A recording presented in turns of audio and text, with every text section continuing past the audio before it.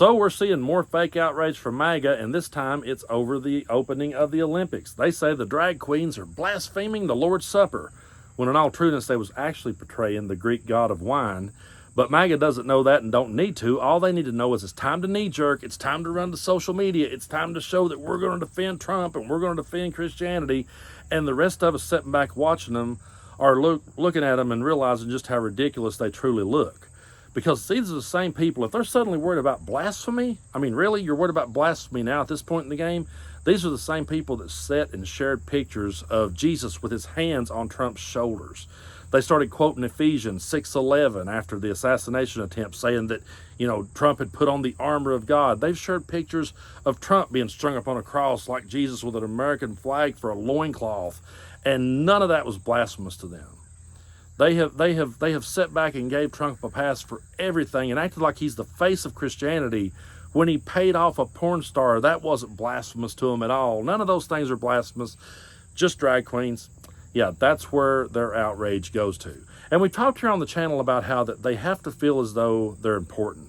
They have to feel as though that they're fighting some kind of battle. They have to be the victim in every story and find a way to make it out like someone's coming to get them, because otherwise, no one really gives a shit about them. No one is looking over at them, caring one way or the other. Donald Trump gives them a purpose. They can live vicariously through him, and they can feel like they're fighting some sort of culture war for him, because at the end of the day, that's all they've ever experienced. These people have never actually experienced true racism or true bigotry. They've never been discriminated against because of the color of their skin.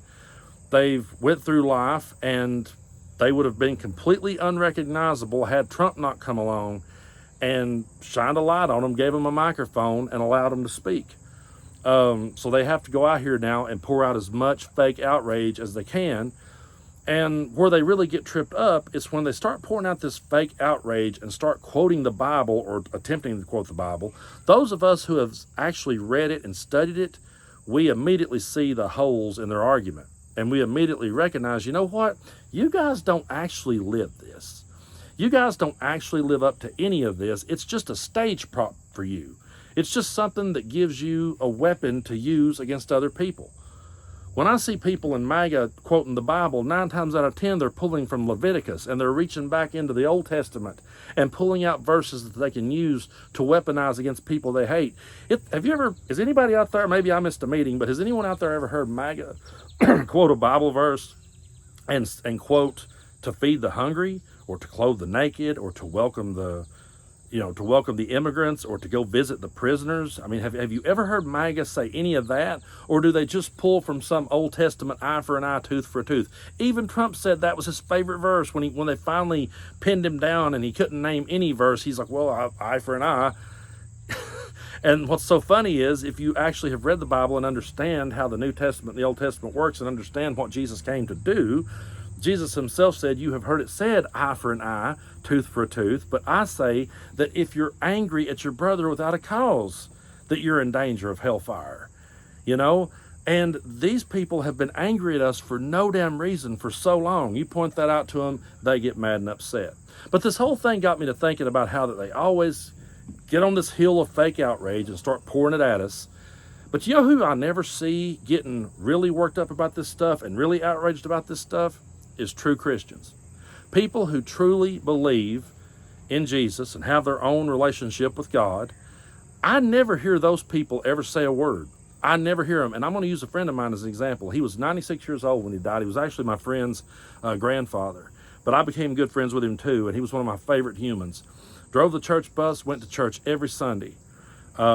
He never one time invited me to church in all the years I've known him. I met him back when I was in high school, and he never one time invited me to church. He never one time told me how I should be living my life. He never one time got on to me for drinking or doing drugs or doing any of the things that I used to do. He never sat and lectured me. He never judged me. I went through 2 divorces. I talked to him about both of them. He never one time judged me at all. He was married to the same woman for over 50 years, went to church every Sunday. He never one time criticized me in anything that I did. And me and his grandson played music together, and he would walk in the garage and hear us play it, and he would sit and listen to us, or he'd pick up a guitar and join in himself.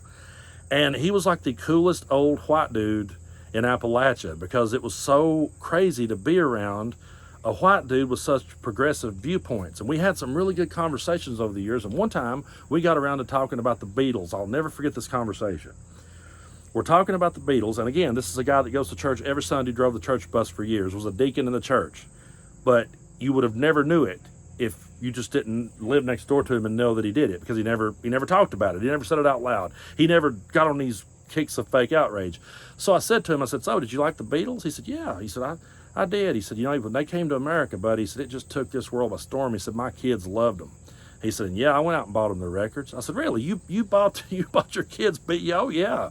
Yeah, everybody loved the Beatles. He said, but now they did make a lot of people around here mad. I said, well, what did you think when John Lennon said that the Beatles was bigger than Jesus? And he started laughing. He said, well, actually, he didn't say that they were bigger than Jesus. He said they were more popular than Jesus. And he said, all I said back then was, how can you argue with that? He said, because I was driving the church bus, and he said, there was way more kids listening to the Beatles than there were getting on my bus. He said, so I didn't care. He said, I didn't argue with it. I said, so that didn't bother you? You didn't get outraged over it? No, there was no reason to. I liked their music, and hell, he was kind of telling the truth there, so it didn't bother me. And I was like, well, you know, how do you feel about a woman's right to choose? Well, I believe she has every right to choose. That's her body. It's her choice. It ain't my business. I ain't got no uterus. I don't need to be in the middle of her conversation. And I'm going, what? Because again, I'm talking to an old white dude in Southeast Kentucky. And I said, so how do you feel about, you know, gay marriage? How do you feel about that? That's their business. That's their business. That's their life. I never saw that man one time show fake outrage at any of these culture wars that were fought. And in his last, year of his life, I got to spend some time with him and take care of him and help him with his, day-to-day, making his meals and stuff. And I used that as a chance to sit around and really pick his brain and get to know him. And I said to him, how did you go to church all those years and sit around those people? And you knew that you were on the other side of the aisle politically from them. You knew you didn't agree with them. How did you do it? How did you sit there? And he said, because I have my own personal relationship with God, and it's between me and God, and theirs is between them and God. I'm not going for them. I'm going for me. I'm going because that's what I feel I need to do. I have no desire to tell them what to do. They need to pray about that. And I'll pray about what's going on in my life. That's a true Christian, folks. And those are the people that I've never said a bad word about.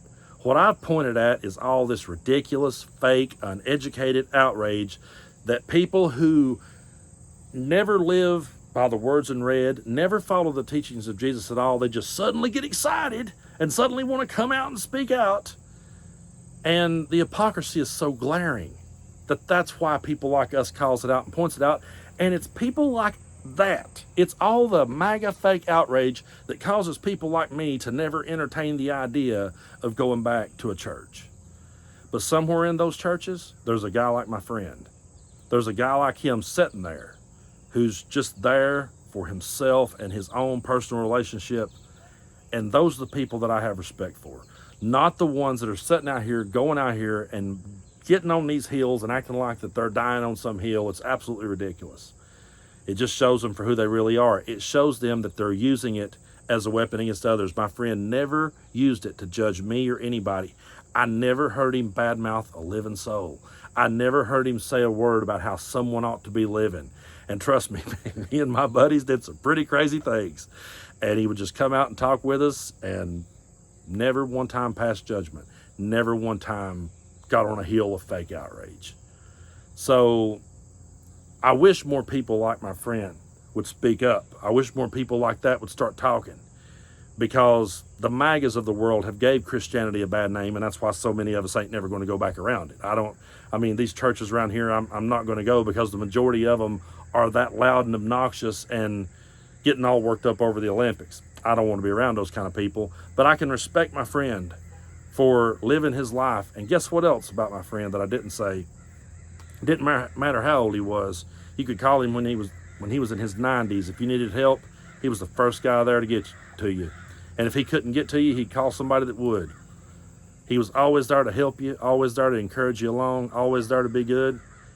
And you never would have knew it. You wouldn't have knew it if you didn't live next door to him. You would have never knew If it wasn't for the fact that the church bus was parked in his yard and you just happened to know that he drove it, you would have never knew, because he didn't wear it out here for everybody to see like Maga. He was the real deal. They're not. And, you know, I just think that when I see them going crazy with their fake outrage, I just wish more people like my friend would speak up.